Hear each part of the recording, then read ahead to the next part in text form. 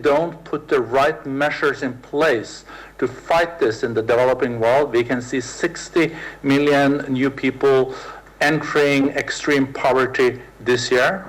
And for the first time in 2 decades, we will see also the global poverty rate increasing.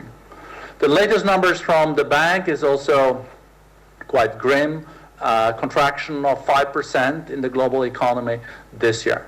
But this platform is about action, is about public-private partnership. We have 1,100 organizations, companies on board. There are more than 40 concrete projects now that are addressed to fight the impact of this pandemic.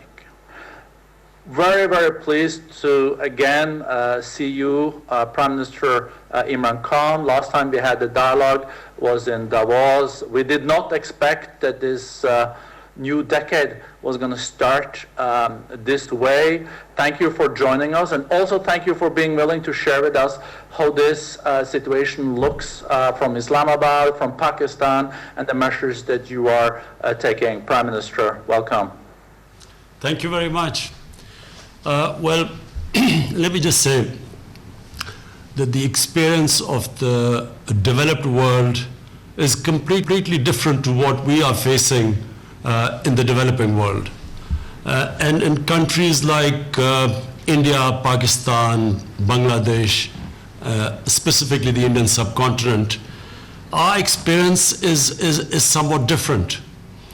Firstly, the speed at which COVID-19 spread in Europe and in the United States, we are not experiencing that same sort of speed. On the other hand, we are still facing rising number of cases, and we still haven't reached our peak here. But from day one, the difference between, say, what we've seen in Europe and in the United States, and in fact even in China, the difference is that we had to face this twin challenge. One was to stem the growth of the virus, so hence the lockdown. But the bigger challenge, and increasingly in our countries, the bigger challenge is how to mitigate the effects of lockdown on our population with this rising poverty.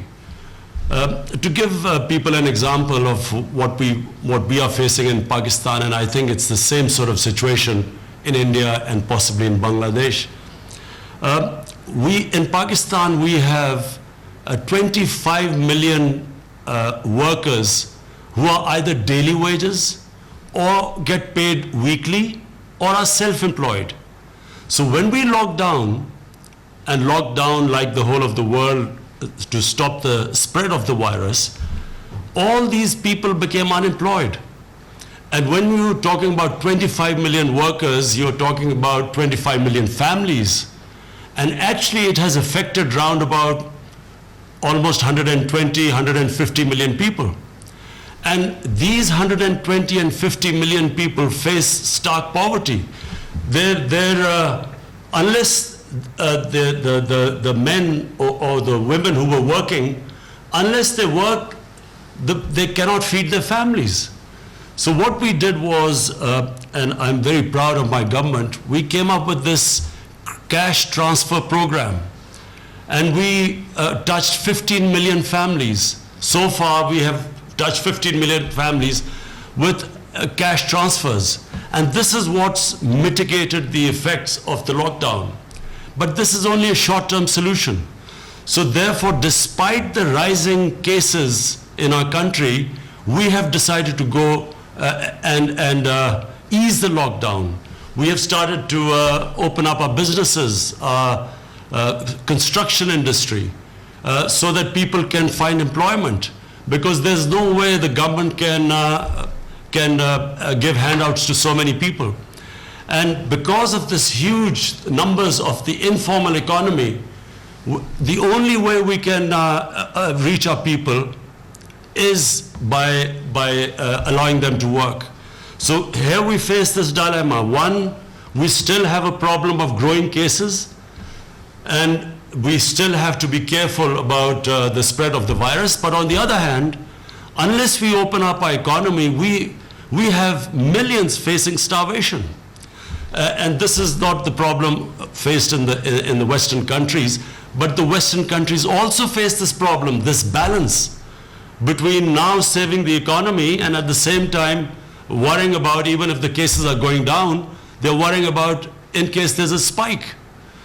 So the way forward, we have, this year we have, as a country, as a nation, we realize that we have to live with this virus.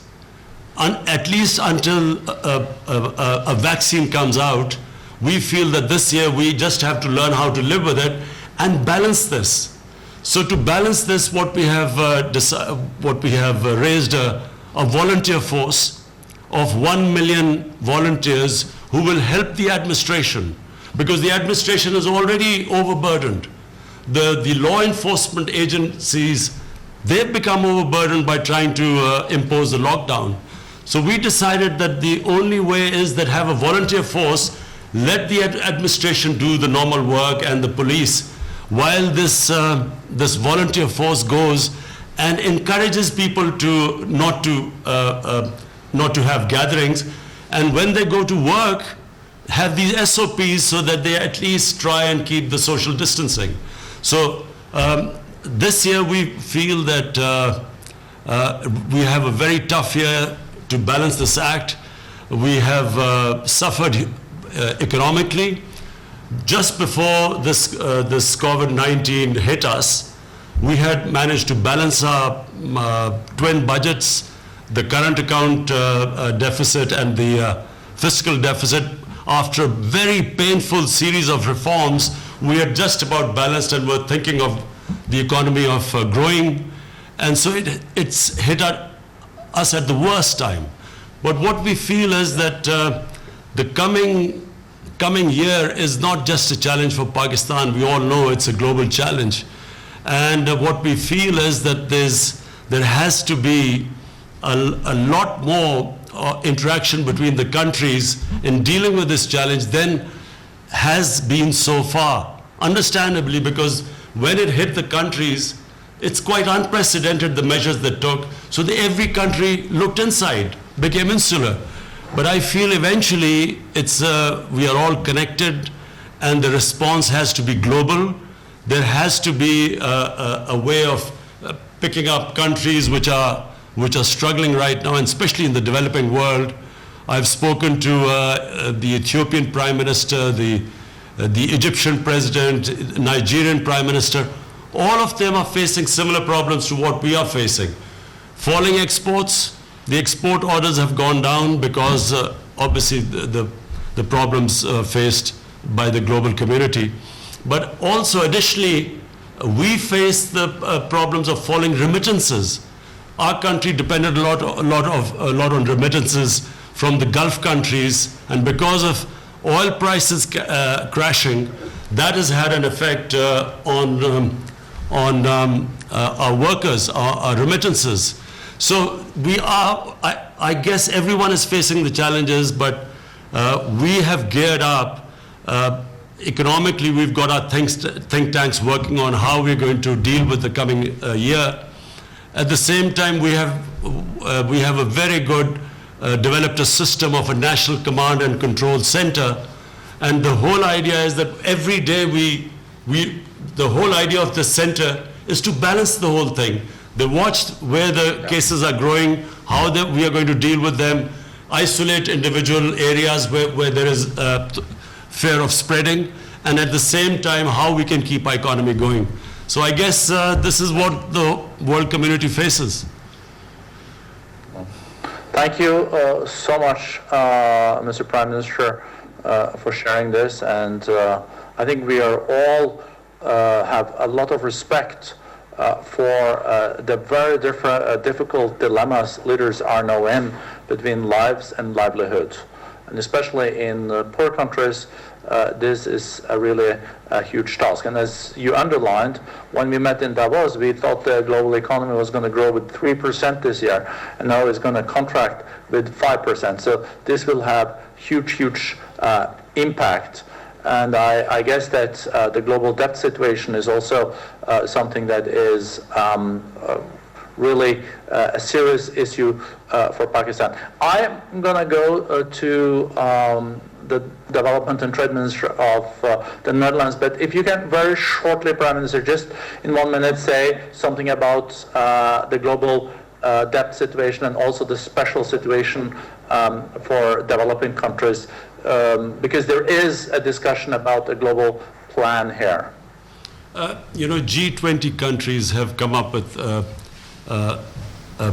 debt relief. They've just come up with a policy of debt relief, but it needs to be, there need to be more details and more work on this. But let me just put it this way. A lot of the developing world faces the situation where, because of their debt servicing, their fiscal space has contracted. They don't have enough space actually to cope with this challenge of health facilities, because the biggest problem caused by COVID is it's overwhelmed the health facilities, the hospitals. So therefore, the reason why there should be a debt relief, and the G20 is looking into it, because we need that fiscal space now to divert resources towards health and also to environment. And unfortunately, right now that space is not there.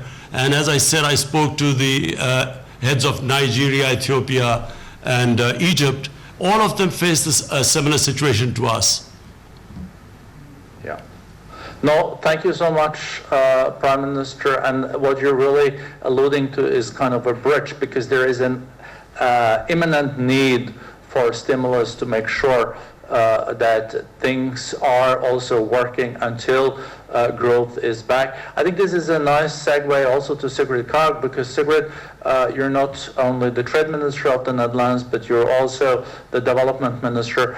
We'll come back to the situation in your country, but what Prime Minister Khan was alluding to here was the G20 is looking at a way to also make sure that people are fed, that things don't totally stop now in the immediate crisis. This is what stimulus is needed for, and a debt relief will possibly give a bit of relief there. Any thoughts on this? Yes, no, thank you very much, Borge. And indeed, I was very inspired by, saddened and inspired, of course. Wazir-e-Azam Imran Khan